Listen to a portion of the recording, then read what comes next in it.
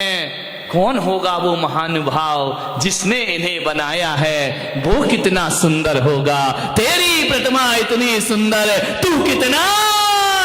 हम तो उसे देखना चाहते हैं कि कौन ऐसा पुरुष है जो एक साथ एक से इतने सुंदर रूप बना दिए हैं। इतना कह ही रहे थे यमदूत कि एक मूर्ति में से आवाज आई, ये पुतले मैंने बनाए हैं। बस यमदूतों ने कहा चलो हमारा फैसला हो गया। बोले बस आओ गया तुम्हारा नंबर, खत्म खेल।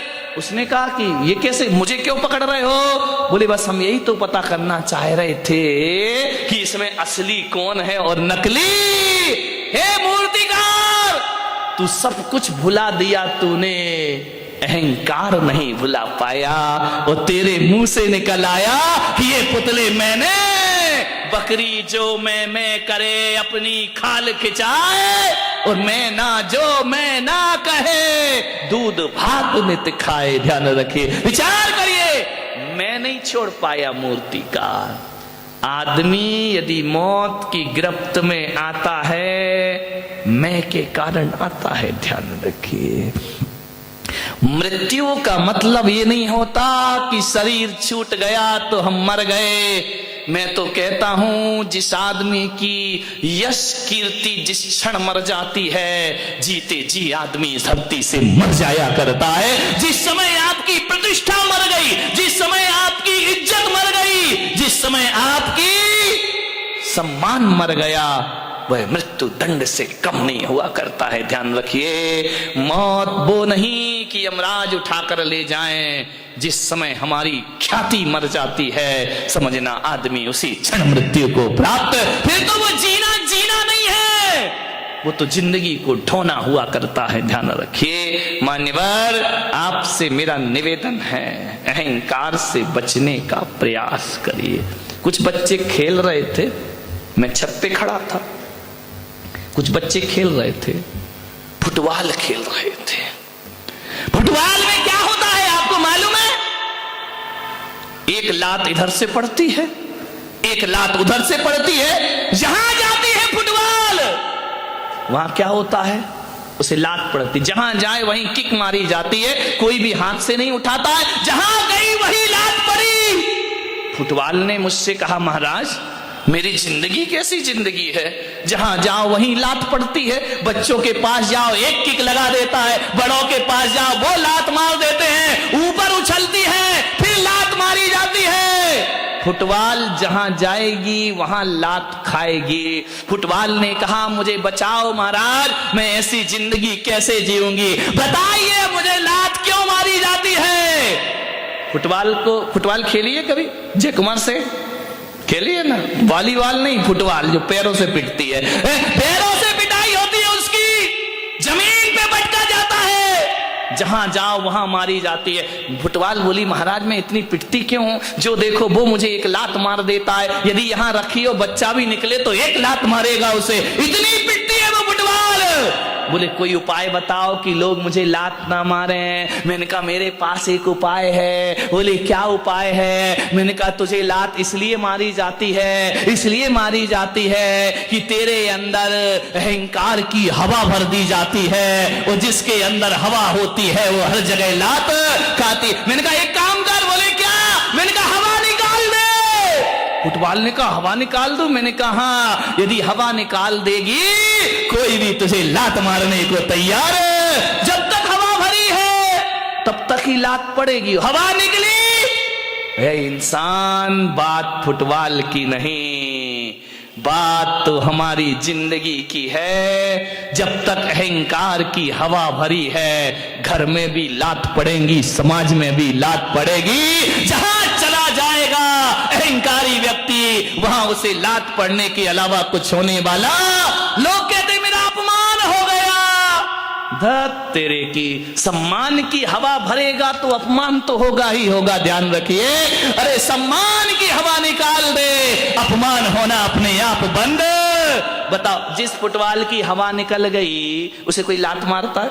बोलिए लात मारते हैं क्या? जिसे लात पड़ रही थी जब हवा भरी थी, हवा निकल जाए तो लोग लात से नहीं उस निकली हुई हवा की फुटबॉल को आदमी हाथ में उठा लिया करता है। ध्यान रखिए, जो व्यक्ति अहंकार छोड़ देता है, इंसान तो क्या भगवान उसे हाथों पे उठा लिया करते हैं। आज मार्दव धर्म है, मार्दव धर्म यही कह रहा है, अकड़ो मत। एक बार क्या हुआ, रोटी और जिसपे वो करते हो क्या होता है, बेलन से तो यूं होती है, उसके नीचे चकला, चकला बेलना धार चकला, समझ गए? चकला बेलन, बेलन तो ज्यादा समझते होंगे, उपयोग जल्दी होता है। एक महिला से बाजू वाली की महिला बेलन मांगने आई, बोले बेलन देना बहन, अपना बेलन दे दे। उसने कहा क्यों? बोले पति आ रहे हैं। उसने कहा जल्दी लौटाना। बोले क्यों? बोले मेरे भी आ रहे हैं। ध्यान रखिए, मान्यवर। रोटी बेली जा रही है, बेलन और चकले पर छोटी सी होती है, उसको जब मालूम है ना कि अब रोटी मंगाऊं यहीं पे, उसको जब बेलन गोल गोल बेलता है तो रोटी बड़ी हो जाती है। और जैसे ही रोटी बड़ी हुई, रोटी ने कहा है चकले भाई, ओ चकले टकले, और ओ बेलन। बोले क्या? बोले मुझे दे, तू उतना का उतना ही है, मैं कितनी बड़ी हो गई, तेरे हाथों में खेली इतनी बड़ी हो गई, चकले के बराबर हो गई। कितनी बड़ी हो गई मैं बहुत बड़ी हो गई। बेलन ने कहा तो बड़ी हो गई तो इतनी अकड़ काहे को रही है, बड़ी तो हमारी वजह से हुई। अरे बोले वजह कुछ भी हो, मैं दुनिया में सबसे बड़ी हो गई। बेलन ने कहा ए रोटी ज्यादा मत अकड़, ये जो तू बड़ी बनी है ना, इसकी कीमत चुकाना पड़ेगी। बोले क्या कीमत चुकाना पड़ेगी? बोले देख अब जैसे ही बड़ी हुई है, ये महिला तुझे हाथों में लेगी और लेने के बाद गरम गरम तवे पर डाल देगी। अरे बोले डाल देगी तो मजा आ जाएगा।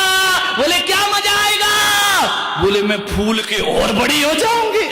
अब उसमें गैस भरेगी, सिकेगी और ऐसा मुंह फूल गया जैसे महिलाओं का फूल जाता है, रोटी फूल गई।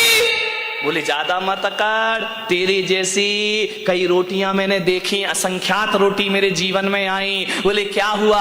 बोले जब तू बड़ी बनती है, तुझे तवे पे डाला जाता है, तू और अहंकार में फूलती है। और जब अहंकार फूलता है तो तुझे मालूम है क्या होता है? बोले नहीं मालूम, क्या होगा? बोले मालूम कर ले, होगा ये तेरे टुकड़े टुकड़े करके थाली में परोस दिया जाएगा।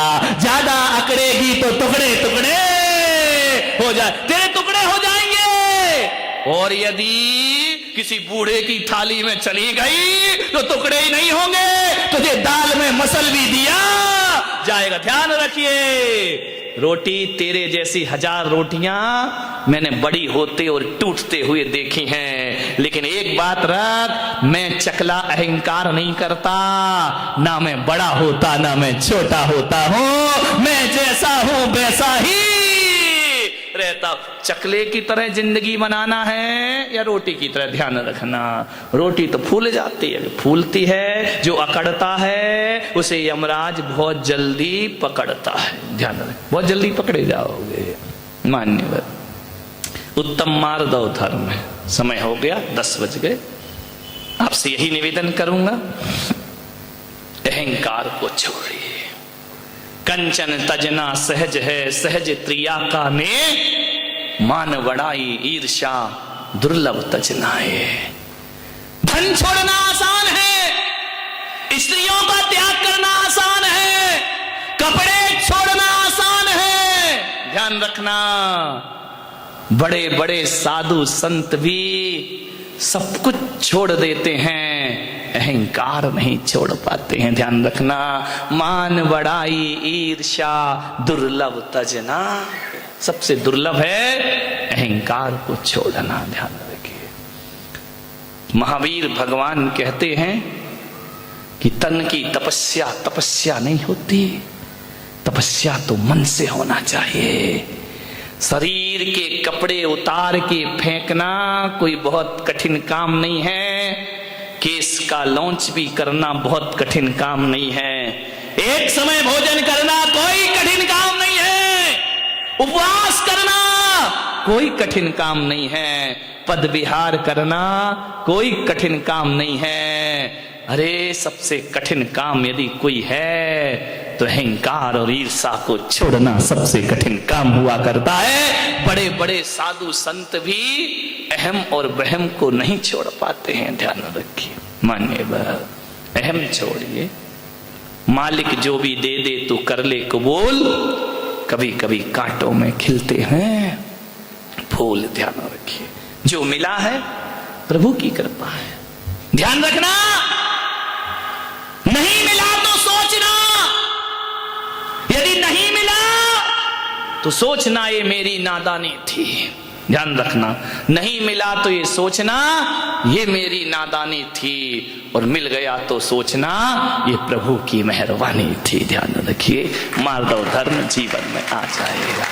नहीं मिले तो नादानी, मिल जाए तो प्रभु की मेहरबानी। ध्यान रखो, राम, कृष्ण, बुद्ध, महावीर, जीसस, सब कुछ पाके भी इनका सब कुछ खो गया था। ध्यान रखिए, लेकिन ये लोग वो महापुरुष रहे जो अहंकार में नहीं जिए। मेरे भाई, जितना विनम्र हो सको, जितना सरल हो सको, जितने छोटे बन सको, उतना लाभ होगा। ध्यान रखना, बड़े बनने में कुछ नहीं होता। बड़ा हुआ तो क्या हुआ, जैसे पेड़ खजूर, पंथी को छाया नहीं, फल लागे अति दूर।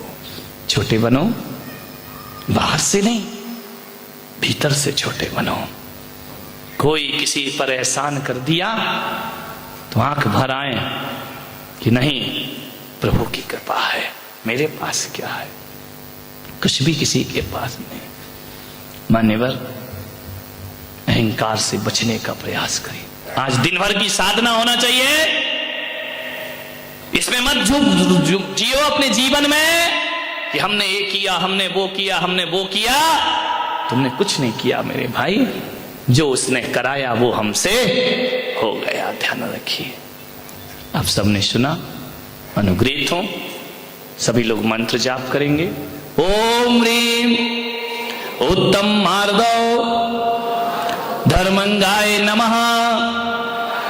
ओम ह्रीं उत्तम मार्दव धर्मंगाय नमः। ओम ह्रीं उत्तम मार्दव धर्मंगाय नमः। ओम ह्रीं उत्तम मार्दव धर्मंगाय नमः। ओम ह्रीं उत्तम मार्दव धर्मंगाय नमः। ओम ह्रीं धर्मंगाय नमः। ओम ह्रीं उत्तम मार्दव धर्मंगाय नमः। ओम ह्रीं उत्तम मार्दव धर्मंगाय नमः। ओम ह्रीं उत्तम मार्दव